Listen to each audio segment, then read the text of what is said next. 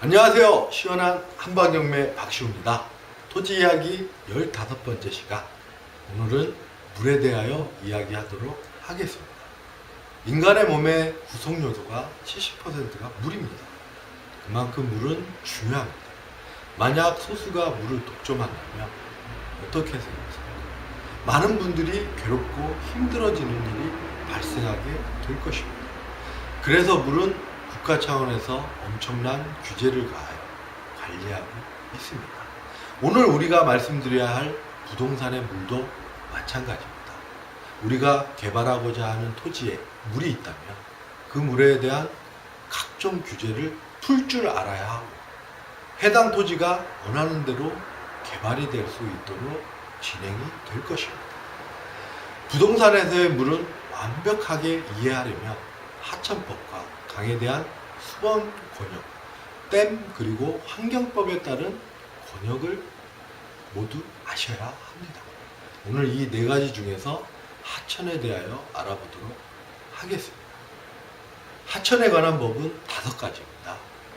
첫 번째 하천법, 두 번째 소하천 정비법, 세 번째 하천의 구조, 시설, 기준에 관한 규칙, 네 번째 하천의 유지, 보수 및 안전점검에 관한 규칙, 다섯 번째 하천 편입 토지 보상 등에 관한 특별조치법이 있습니다. 그럼 하천과 소하천을 어떻게 구분하는지 정확하게 짚어보도록 하겠습니다. 하천은 하천법상 지표면에 내린 빗물 등이 모여 흐르는 물길로서 공공이 이에 밀접한 관계가 있어 제7조 제2항 및 제3항에 따라 국가하천 또는 지방하천으로 지정된 것을 말하며 하천 구역과 하천 시설을 포함한다고 규정되어 있습니다. 소하천은 소하천 정비법에서 하천법의 적용 또는 준용을 받지 아니하는 하천으로서 특별자치시장, 특별자치도 지사, 시장, 군수 또는 구청장이 지정하거나 그 지정 고시된 하천을 말한다고 규정되어 있습니다. 그 다음으로 알아야 될 게 구역입니다. 하천구역과 소하천구역을 설명해 드리도록 하겠습니다. 하천구역은 하천법 제10조 하천구역의 결정 등의 조문입니다. 제1항 하천관리청은 제7조 6항에 따라 하천의 명칭 및 구간의 지정 또는 지정의 변경 해제의 고지가 있을 때에는 다음 각호의 어느 하나에 해당하는 지역을 하천구역으로 결정 또는 변경하거나 하천구역을 폐지하여야 한다고 규정되어 있고 제1호, 제25조에 따른 하천기본계획의 완성제방이 있는 곳은 그 완성제방의 부지 및 그 완성제방으로부터 하심축의 토지, 제2호는 하천기본계획의 계획제방이 있는 곳은 그 계획제방의 부지 및 그 계획제방으로부터 하심축의 토지, 제3호 하천기본계획의 제방이 설치계획이 없는 구간에서는 계획 하폭에 해당하는 토지, 제4호 댐, 하구투, 홍수조절지, 저류지, 계획 홍수위 아래에 해당하는 토지, 제5호 철도, 도로, 선형 공작물이 제방 역할을 하는 곳에 있어서는 선형 공작물의 하천 측 비탈머리를 제방의 비탈머리로 모아 그로부터 하심 측에 해당하는 토지, 제6호 하천 기본계획이 수립되지 아니한 하천에 있어서는 하천에 물이 계속하여 흐르고 있는 토지 및 지역, 그 토지 주변에서 풀과 나무가 자라는 지형의 상황, 홍수 흔적 그 밖의 상황을 기초로 대통령령으로 정하는 방법에 따라 평균하여 매년 1회 이상 물이 흐르는 것으로 판단되는 수면 아래에 있는 토지라고 규정하고 있습니다. 그럼 소하천 구역은 소하천 정비법 제3조 3 소하천 구역의 결정 조문입니다.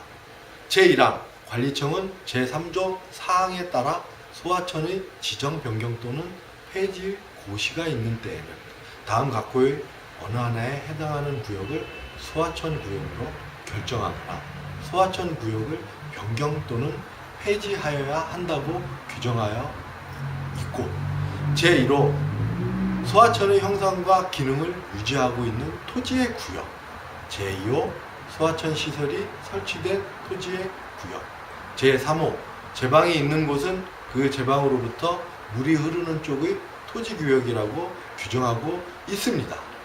늘 말씀드리지만 법은 정말 어렵습니다. 왜? 법을 배우기가 더럽게 어렵기 때문에 배운 놈들이 먹고 살려면 당연히 어렵습니다. 이것이 세상이죠. 저는 리허설이 없습니다. 혹시라도 말이 조금 발음이 세더라도 그거는 리허설이 없기 때문에 이해를 하시기 바랍니다. 자, 이제는 하천의 종류에 대해서 알아보도록 하겠습니다. 하천은 하천법 제7조 하천의 구분이 지정 조문입니다. 제1항 하천은 국가하천과 지방하천으로 구분한다고 규정되어 있고, 제2항 국가하천은 국토보존상 또는 국민경제상 중요한 하천으로서 다음 각 호의 어느 하나에 해당하여 국토교통부 장관이 그 명칭과 구간을 지정하는 하천을 말한다고 규정되어 있습니다. 제3항 지방하천은 지방의 공공이해와 밀접한 관계가 있는 하천으로서 시 도지사가 그 명칭과 구간을 지정하는 하천을 말한다고 규정되어 있습니다. 그리고 여러분들이 알아야 될 이외에 하천 안에서의 행위 제한, 하천 구역에서의 일정 행위를 하려면 점령 허가를 받아야 하는 것들, 홍수 관리구역 소하천 등에서의 행위 제한 등은 블로그를 참조해 주시기 바랍니다. 일단 토지 이용 계획 확인서에 하천 구역이나 홍수 관리 지역으로 기재가 되어 있으며 건물을 신축하는 것을 물 건너 갔다고 보셔야 할 것입니다. 그런데 여기서 질문. 그러면 이 필요 없는 땅 갖다 보이는 이 하천에 투자하는 사람들은 누구일까요?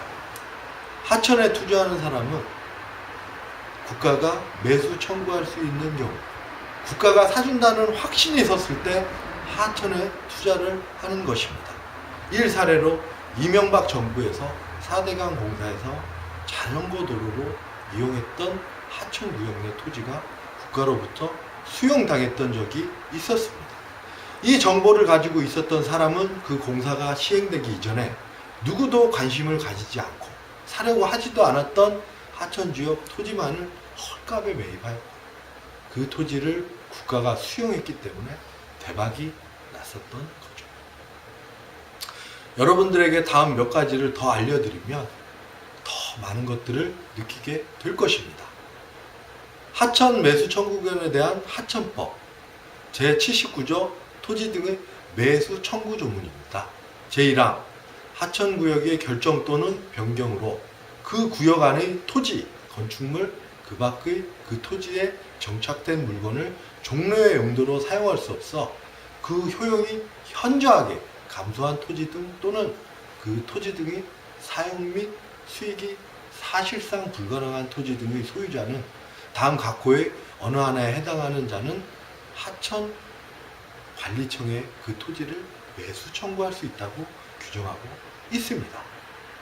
제1호 하천구역이 결정 당시 또는 변경 당시 해당 토지를 계속 소유한 자, 제2호 토지 등의 사용 수익이 불가능하게 되기 전에 그 토지 등을 취득하여 계속 소유했던 자, 제3호 1호, 2호로부터 그 토지를 상속받아서 계속 소유한 자, 제2항에서는 하천관리청은 제1항에 따라 매수 청구를 받은 토지 등이 제3항에 따른 기준에 해당하면 그 토지들을 매수해야 한다 되어 있습니다.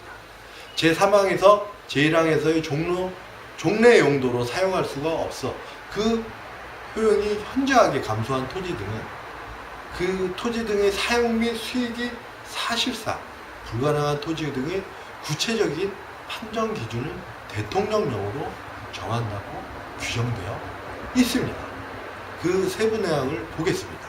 하천법 시행령 제85조 매수 대상 토지 등의 판정 기준 조문입니다. 법 제79조 제3항에 따른 매수 대상 토지 등의 판정 기준은 다음 각 호의 기준에 따릅니다.